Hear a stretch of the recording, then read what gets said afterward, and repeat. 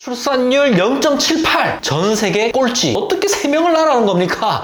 혼인신고 하십시오. 비정상에 정상합니다. 애가 둘만 있어도 다자녀. 애가 있다고 하면 무조건 청약제도 노리셔야 됩니다. 네, 안녕하세요. 개천고 노선생입니다. 최근에 청약 경쟁률이 130배 폭증했다는 제 영상을 말씀을 드렸습니다. 자, 그리고 오늘 이 영상 보시고 자녀를 출산하셨거나 또는 자녀 출산의 계획이 있거나 결혼을 앞두고 있는 분들은 꼭 보시기 바랍니다. 결혼 안 해도 됩니다. 결혼 안 해도 되고 애가 갖고 싶은 집이라면 꼭 보셔야 되는 영상입니다. 네, 노쌤, 저번 영상에서 말씀하셨다시피 신생아 특례 특공 이런 얘기가 나오고 있는데 그거 한번 설명 부탁드릴게요. 네, 오늘 저출산 극복을 위한 출산가정 지원 대책이 나왔습니다. 일명 신생아 특례법이라는 게 적용이 됩니다. 올해 연말부터 내년 1월, 3월까지 제도들이 순차적으로 시행이 됩니다. 이러한 부동산 대책이 나온 배경이 뭐냐? 극심한 저출산 때문이죠. 우리나라에 국운이 걸려 있습니다. 출산율 0.78 전 세계 꼴찌, OECD 꼴찌. 이러다가 대한민국이 30년 후에 사라질 수 있다는 얘기까지 나올 정도로 저출산이 심각한 상황입니다. 이 출산율을 올리기 위해서 이번 대책이 나왔습니다. 네, 그러면 노쌤, 자격 요건이나 혹시 조건 같은 게 따로 있을까요?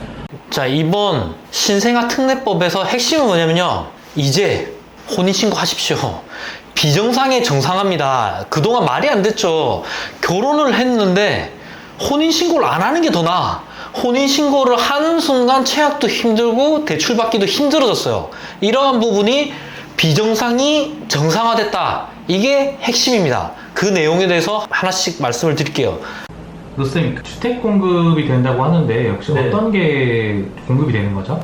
네, 자녀 출산 시 파격적인 공공과 민간 분양 특혜를 주는 거예요. 사실상 신생아 특별 공급을 신설을 한 거죠. 대상은 어떻게 됐느냐? 입주 모집 공고일 기준으로 2년 이내에 혼인 여부와 상관없이 임신을 했거나 또는 출산을 했다고 하면 이번 혜택을 받을 수가 있어요.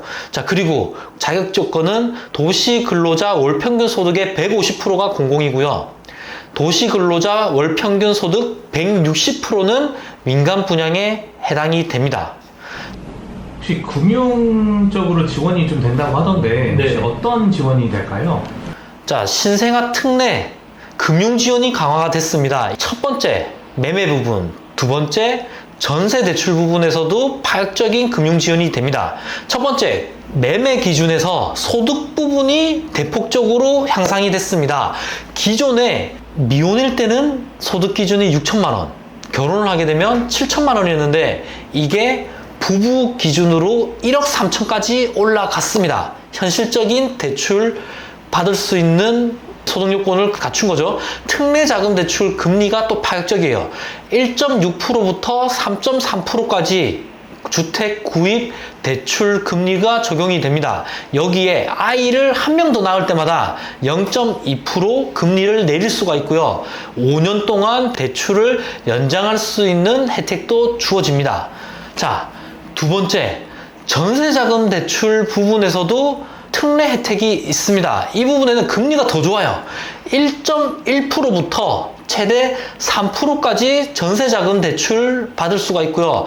네, 기존 4억에서 5억까지 전세보증금이 올라갔고요. 한도는 3억으로 상향이 됐습니다. 자, 그리고 신생아 한 명당 0.2% 전세자금 대출 금리 인하권이 생깁니다. 그리고 애를 한 명 더 낳을 순간 기한 또한 4년이 연장이 돼요. 그래서 최장 12년 동안 전세로 살아갈 수가 있습니다. 자금이 좀 부족한 출산 가정이라고 하면 굳이 집을 안 사더라도 전세를 통해서도 혜택을 누릴 수가 있습니다.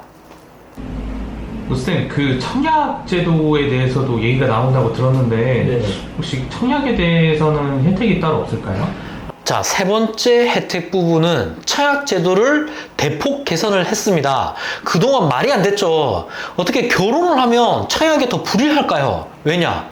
결혼하기 전에 미혼들은 소득 기준이 100%라고 치면 결혼을 하면 200%가 아니라 140%인 거예요. 그러면 맞벌이 가구는 청약제도에 오히려 미끄러지는 거예요. 이러니까 맞벌이들이 결혼을 해도 혼인신고를 안 해. 그냥 미혼으로 청약을 노리는 거예요.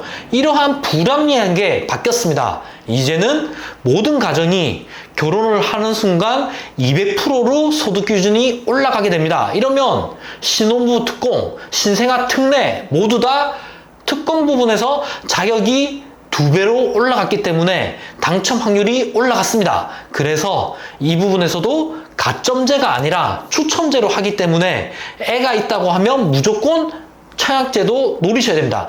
여기에 기존에 내가 결혼을 하는 순간 부부 중에 한 명만 당첨이 됐고 중복이 되는 순간 탈락이 됐죠. 하지만 이제는 남편, 아내 각각 청약을 노릴 수가 있습니다. 거기다가 가점도 3점을 더 더할 수가 있고요. 청약 기간 같은 경우도 50%가 인정이 됐기 때문에 부부가 있다고 하면 남편이 100% 기간 인정받고 아내의 그 50%의 기간도 가져오게 됩니다. 무조건 결혼해야지만 유리한 청약제도가 됐다는 거죠. 거기다가 아이를 넣고 2년 내에 출산을 했던 신생아 가정이라면 당첨 확률이 상당히 올라갔다. 이게 이번 청약제도의 핵심 개선 내용입니다. 그리고 다자녀 기준이 완화가 됐습니다. 기존의 다자녀는 누구냐? 애가 셋이 있어야지 다자녀였죠. 이제는 애가 둘만 있어도 다자녀. 이거 미리 됐어야죠.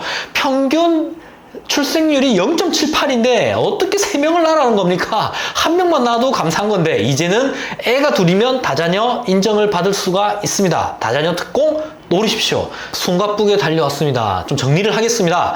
0.78 최악의 출산율을 극복하기 위해서 정부가 비정상을 정상화시킨 겁니다. 이거 사실 특례라 하기 아까워요. 원래 그렇게 했었어야죠. 그래서 3가지 부분입니다. 7만 가구를 출산 가정에게 배정을 하겠다. 분양을 받든 임대로 있든 아니면 아예 그냥 집을 사든. 그리고 2번째, 집을 살 수 있게 또는 오랫동안 전세로 안정적으로 살 수 있게 금융 지원을 대폭 강화를 했습니다. 마지막으로 말도 안 됐던 청약제도를 개선을 했습니다. 이제 혼인신고 하십시오. 자, 애 셋 안 낳아도 됩니다. 하나만 낳아도 출산 혜택 충분히 받을 수 있고요. 둘 낳으면 이제는 다자녀 특공도 노릴 수가 있습니다. 이러한 3가지가 이번 저출산 극복을 위한 주택 지원 대책이었습니다. 오늘 영상 봐주셔서 감사드리고 더 유익한 영상으로 찾아뵙겠습니다. 이상 개천고 노선생이었습니다. 빠이.